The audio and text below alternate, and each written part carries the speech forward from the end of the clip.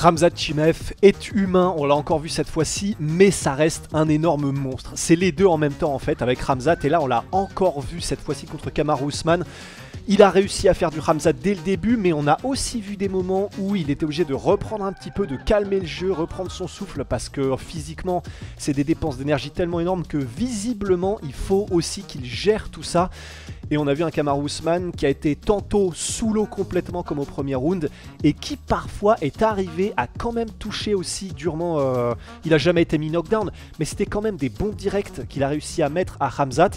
Donc un combat très intéressant que gagne Khamzat, mais je suis déjà en train de partir. On parle tout ça juste après le générique.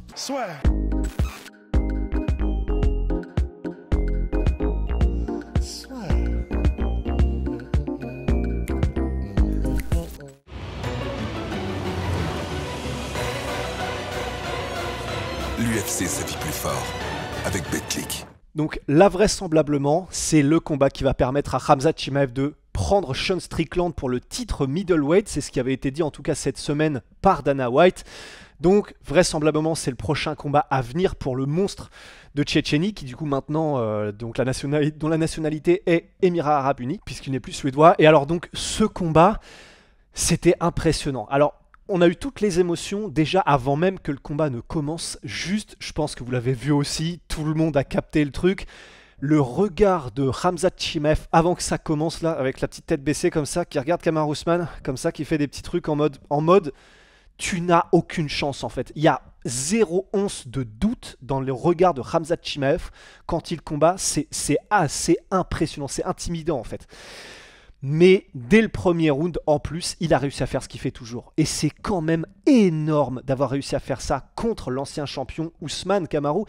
Et personne n'avait vraiment réussi à faire ça. Le takedown qu'a mis directement Khamzat Chimaev en plongeant dans les jambes de Kamaru Usman. Et ensuite, pendant toute la durée du premier round, c'était du contrôle de Khamzat Chimaev.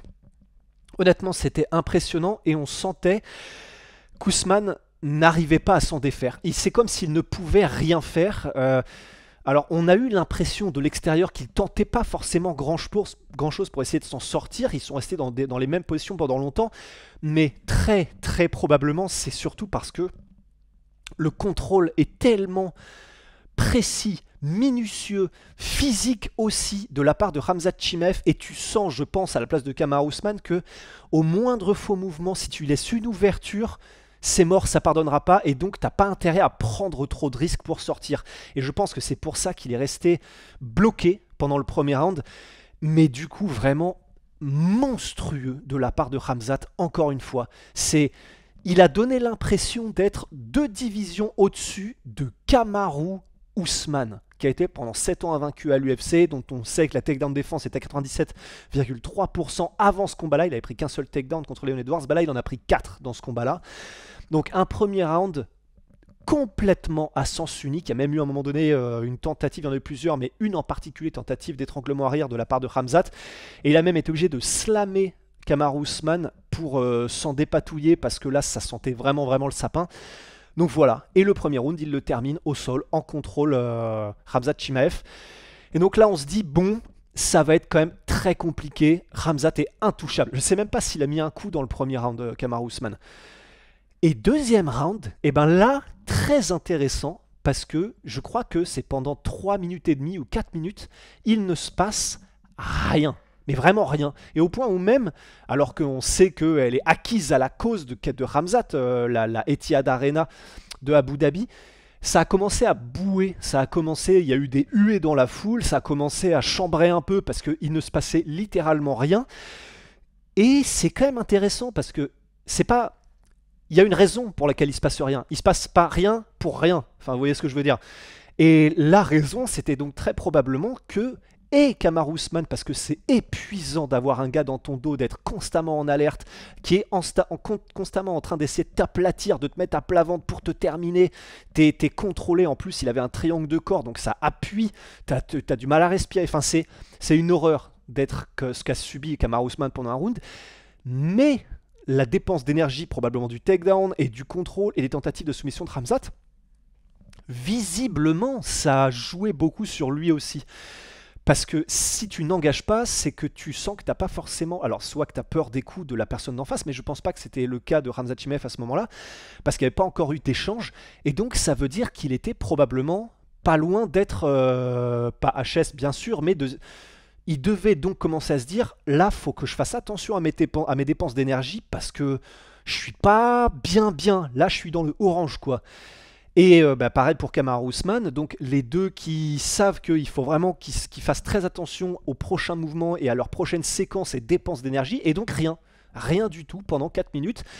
Et après ces 4 minutes-là, par contre, ça a commencé à se débloquer, et c'est Usman qui a commencé à trouver un peu plus son rythme, qui a commencé à mettre quelques jabs, qui a commencé à placer quelques 1-2.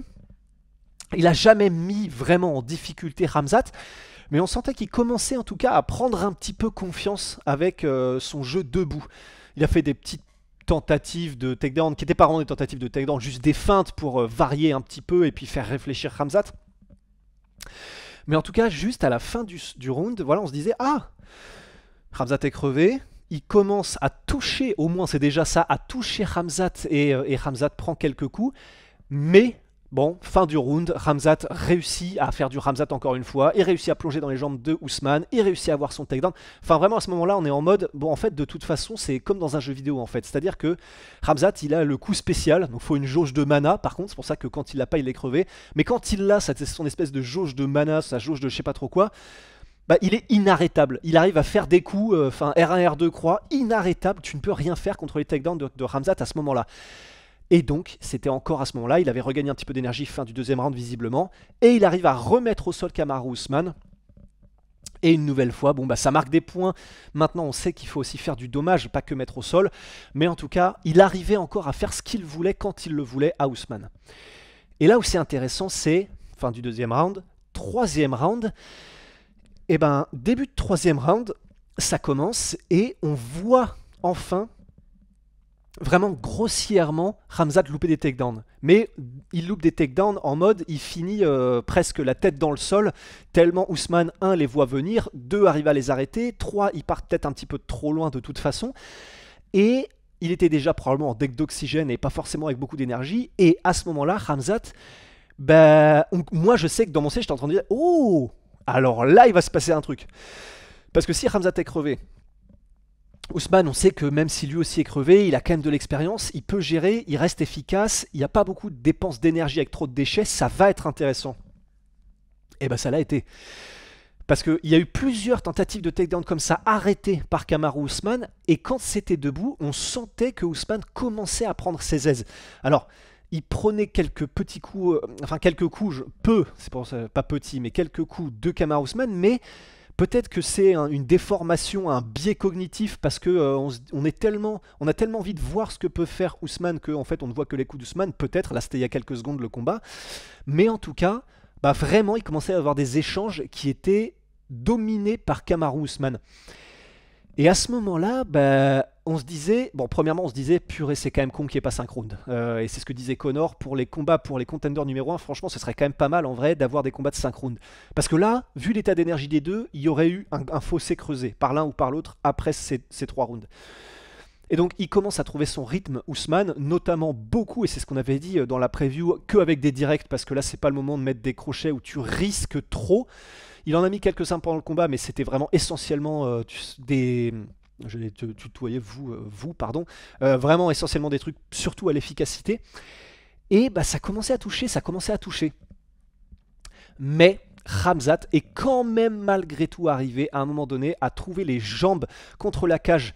C'est là où il a le plus de succès généralement de Usman. Et une fois qu'il a chopé les genoux par exemple, par contre... là, c'est mort. C'est vraiment, il apparaît que c'est ça en fait avec Usman. Si tu arrives à arrêter le takedown avant même qu'il ne prenne vraiment les genoux profondément, etc., ça peut aller. Mais une fois qu'il a chopé tes genoux, c'est la sentence de mort.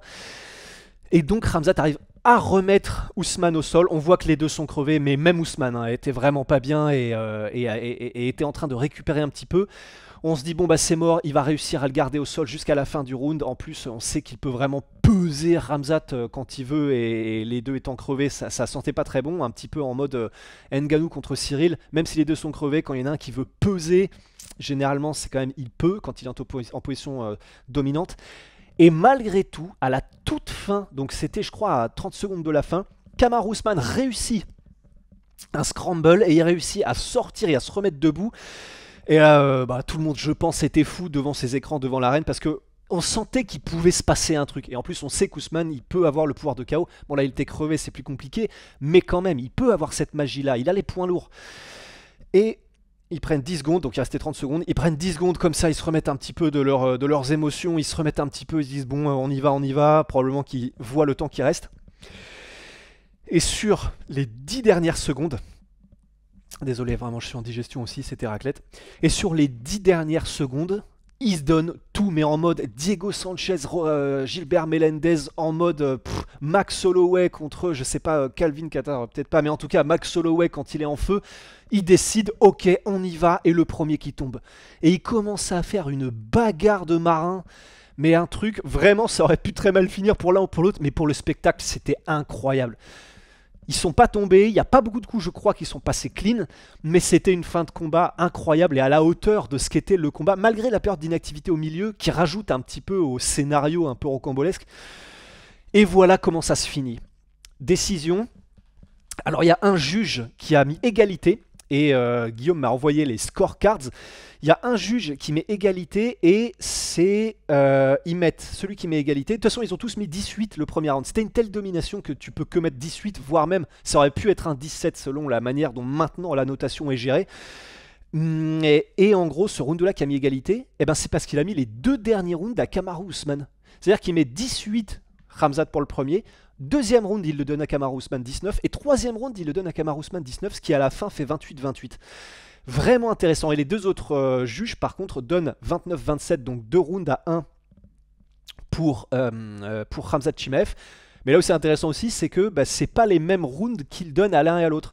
Il y a le premier round Vito Paulillo qui donne le dernier round à Kamaru Usman et l'autre, Derek Cleary, qui donne le deuxième round à Kamaru Usman. Donc, alors, pour moi,